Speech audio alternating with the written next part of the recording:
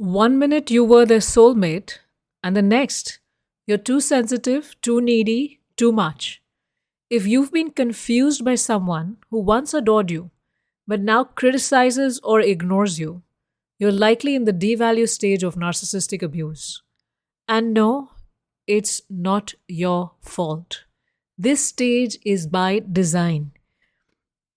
I'm Namita Purohit, a leadership and life coach. This podcast is sponsored by the HealStrong program, my signature 5-step program based on Eastern wisdom and Western psychology to help you heal from toxic narcissistic abuse and learn how to deal effectively with them. Ria thought things were finally stable. After a very intense start, a start that made her feel loved, understood, seen and heard and valued for the first time in her life, she settled into a relationship with AJ. AJ seemed like the perfect partner who was so invested in her well-being, in her happiness, in her aspirations, in their future together, that she felt that he was the right one. But as they settled into the relationship, slowly, something changed. The sweet texts turned into long silences. It took longer and longer for AJ to respond to her. He missed many calls, never returned her calls back. The compliments turned into jabs. You're overthinking. Why do you always want more? You're so dramatic. You're just overdoing stuff. You're just being overambitious. Just, small jabs here and there that seemed like affection, that seemed like care, but they were gradually chipping away her confidence. When she tried to express how she felt, how she missed him, how she was waiting for his text, or how she was waiting for, him to call back so that they could make their plans together, he would just roll his eyes. And she was very surprised and very stressed out because she thought he loved her. Based on how he treated her in the beginning of the relationship and how well connected she felt with him and how safe and secure and rested and at peace and sheltered that she felt, when he was around. So she thought that maybe it's a phase, maybe something's wrong with her. But she did start doubting herself. She started overthinking every message, wondering, what kind of jab she might get, and she wanted to adjust. She wanted to be at her best self so that she can get that love that they used to have together again, because she truly believed in it. And she was walking on eggshells. Now, this had nothing to do with Ria, this change in the relationship. What she was experiencing was something called as the devalue stage of being in a relationship with a narcissist. And that's how narcissists create control by withholding that love, affection, and safety and connection that they had given to you initially. But they withhold it now. And they do that to keep you hooked. How do you stay hooked?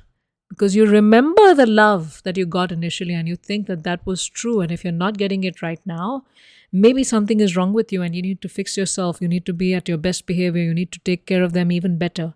And that's how they have you hooked, and they have you as their ideal supply, constantly hovering and constantly trying to get their attention back. And they love it. They love to see you crave. They love to see you second guess yourself. They love to see you confused.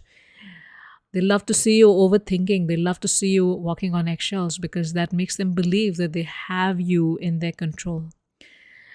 And here's what's really happening behind the scenes is that they can't sustain intimacy because they're too obsessed with themselves and what they want and how you exist as an object to serve them. Now, once they know they have you, they stop performing.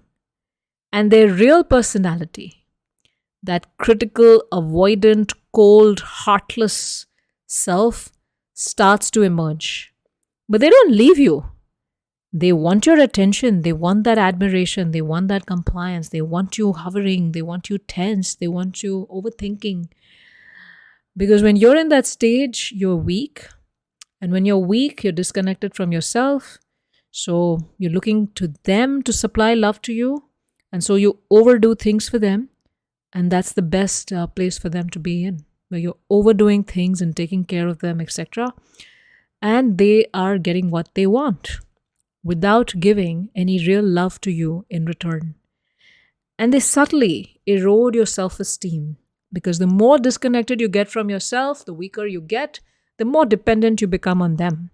And they do that by ignoring your wins, mocking your needs, saying you've changed, and all the while keeping just enough warmth to keep you confused. So there'll be 10 such statements, and then they'll give you one moment of that eye contact and that loving affection or that loving word. And that's going to keep you going for the next 10 days when they again go back to ignoring your wins, mocking your needs, saying you've changed, criticizing you, avoiding you, being cold to you. Now in the Bhagavad Gita, Lord Sri Krishna says that you must stay away from those who are bound by moha, who are stuck in the delusion that's born from ego and desire. And narcissists are full of ego and full of desire. They're not in touch with their own truth. They're not in touch with their true eternal nature as spirit souls, as loving beings. They're only in touch with their very, very superficial material needs, their image, and their aspirations. And they see you and everyone else as objects, as ladders to use to get what they want. And they also project their own shame on others. They can't tolerate their own imperfections, so they create this perfect aura around them.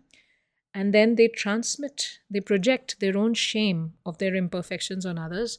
They need to see you as flawed in order to feel okay themselves. And if you don't see this pattern, you mistake it for your fault and not their wound and not their pattern.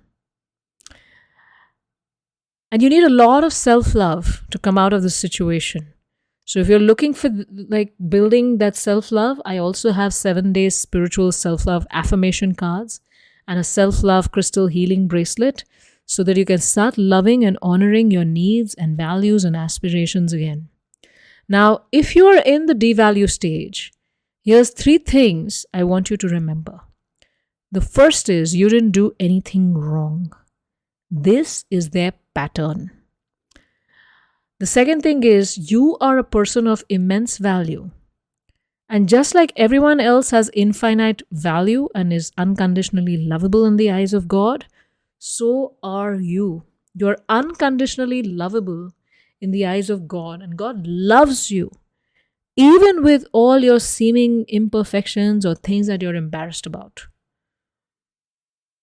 And the third thing I want you to know is that emotional inconsistency, where at one point they start the relationship with a bang, with a lot of love bombing, and then as soon as they have you hooked, they are into devaluing you completely.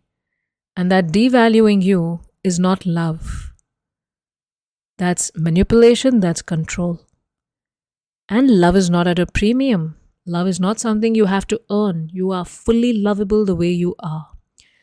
And you can begin to recover by naming the cycle and anchoring yourself in truth and reconnecting with your true core.